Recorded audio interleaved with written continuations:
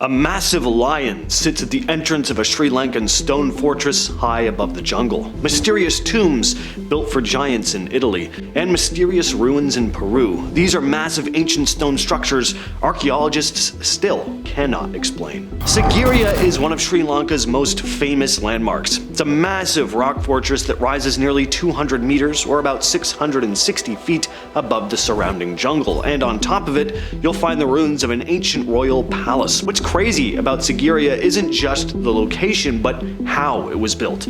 The palace was constructed during the 5th century CE by King Kasyapa, who is said to have chosen the site because it was virtually impenetrable. But the palace wasn't just for protection, it was also meant to show off his power and wealth. One of the most impressive parts of Sigiriya is the giant lion's paws carved into the rock. The paws are part of a massive lion statue that once stood at the entrance. Only the paws are left today, but it's still incredibly striking. You can only imagine how amazing it would have looked when it was all still intact.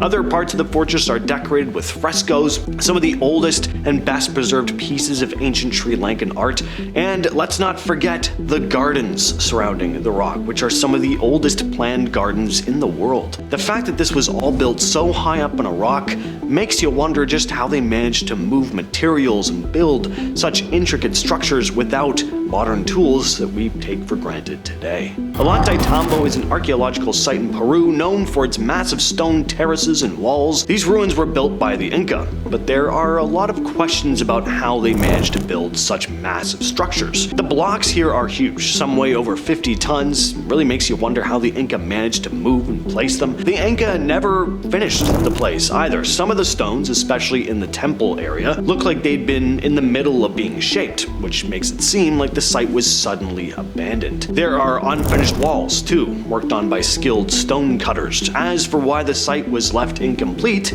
that is still a mystery.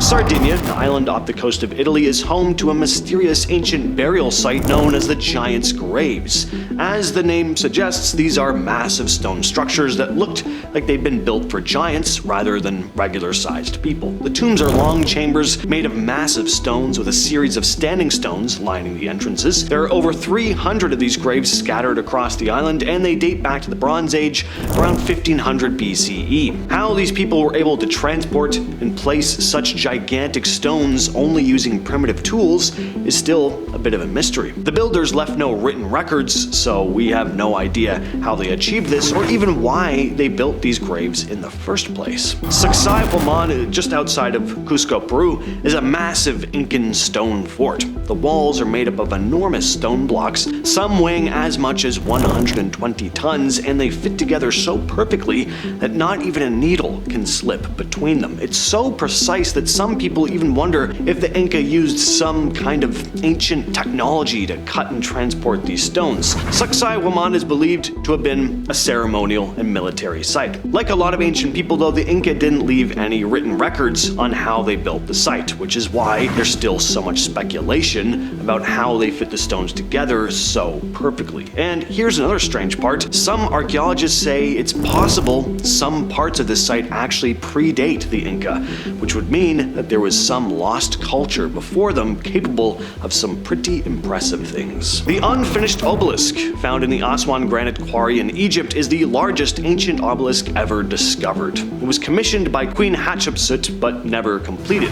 If finished, it would have stood around 42 meters or 137 feet tall, weighing in at nearly 1,200 tons, much larger than any other ancient Egyptian obelisk. The real mystery is how the Egyptians planned to shape and lift such a massive stone. I mean, sure, these were the people who built the pyramids, but even still, modern engineers still wonder how they would have erected this thing without the modern tools we have today. And let's not leave Egypt just yet. Here is a pair of impressive statues you may not have heard of, the Colossi of Memnon. They stand at the entrance of the mortuary temple of Amenhotep III on the west bank of the Nile near Luxor. The statues depict the pharaoh seated with his hands on his knees. They're nearly 20 meters or 66 feet tall. Now, the fact that these ancient statues have been standing standing for thousands of years is incredible on its own, but there's an interesting story about one of them as well. For centuries, the statue known as the vocal Memnon was believed to make mysterious sounds at dawn. People would gather to hear the eerie sound, which was said to be the statue singing. Now, it was probably caused by temperature changes and the expansion of the stone or something like that, but ancient Greeks and Romans saw it as a divine, supernatural phenomenon, and why wouldn't they? This big, grand, intricately carved statue making sounds? Of course you'd think it was magic back then. At one time, the Colossi were part of a much larger temple complex, but most of it was destroyed by earthquakes, along with the statues themselves, which have been damaged over time. And again, it's pretty incredible how they were built. The statues were carved out of sandstone and transported from quarries about 600 miles away. Now, unfortunately, this next statue isn't around today, but in ancient times, this was one of the 7 wonders of the world, the Colossus of Rhodes. The Colossus of Rhodes, an enormous statue of the Greek god Helios, built to celebrate the victory of Rhodes over Cyprus in 305 BCE. It was about 33 meters or 108 feet tall. At the time, it was one of the largest statues in the world. What made the Colossus of Rhodes so impressive wasn't just its size, but its design. It looked like something out of Lord of the Rings. It would have stood at the entrance of the harbor with its legs spread wide and its arms raised as if it were greeting ships coming into the port. The statue was so massive that, according to some ancient accounts, ships were able to sail between its legs. No one really knows for sure how it was built or whether it truly stood in such a dramatic pose. Some say the legs were actually closer together and just stood on one side of the harbor. Unfortunately, though, the Colossus wasn't around for very long. It was destroyed by an earthquake in 226 BCE, just 56 years after it was completed. The statue fell and then shattered into pieces, and it lay in ruins for over 800 years before being sold off as scrap. It was said that people couldn't even wrap their arms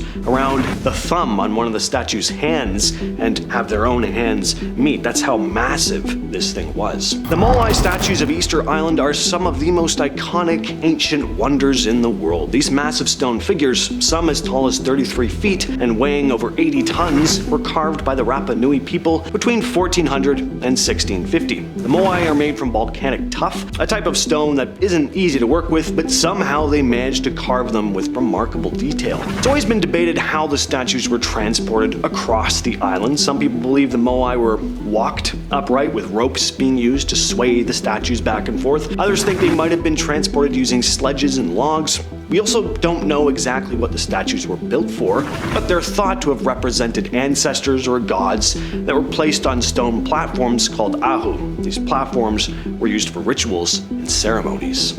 Well, it just wouldn't be right to make a list like this without including Stonehenge. This is one of the most famous ancient stone structures in the world because to this day no one really knows for sure how or why it was built. These stones, some weighing up to 40 tons, were somehow transported from over 150 miles away. The stones themselves are made of 2 types, the massive sarsen stones and the smaller blue stones. The incredible feat of moving these stones without modern technology is something archaeologists haven't fully explained, but it's not just the logistics, the exact purpose of Stonehenge is a mystery too. Most people think it was some kind of ancient observatory used to track solstices and eclipses. Stonehenge aligns with the sun during certain times of the year. It also may have been a religious or ceremonial site. There are also theories that it was a symbol of unity for the people of ancient Britain. Stonehenge was built in several stages, spanning from around 3000 to 1500 BCE, and throughout its history, people came and went, adding to the structure. But even with all the archaeological work done on the site, the exact reasons behind it are still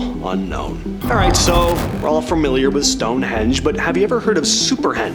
Superhenge is a massive prehistoric site not far from the much more famous Stonehenge, and it was only discovered back in 2015, which is now a decade ago, which is scary. Archaeologists found that beneath the ground there were large stones arranged in a pattern similar to Stonehenge, only this site was much larger. Using ground-penetrating radar, researchers found evidence of a massive stone circle, which has led people to wonder if Superhenge and Stonehenge were part of some much larger ceremonial religious complex. The stones at Superhenge are believed to have been placed there more than 4,000 years ago, and the size of the stones, some which weigh up to 15 tons, means that the people who moved them were capable of impressive feats of engineering. These stones were apparently buried deliberately as well. As to why, who knows? Some believe Superhenge was a kind of precursor to Stonehenge. Maybe they just didn't like what they'd made and wanted to bury it all and try again, thus we got Stonehenge. Either way, the discovery of Superhenge was a huge leap forward in understanding prehistoric England. With all that said, I've been your host James.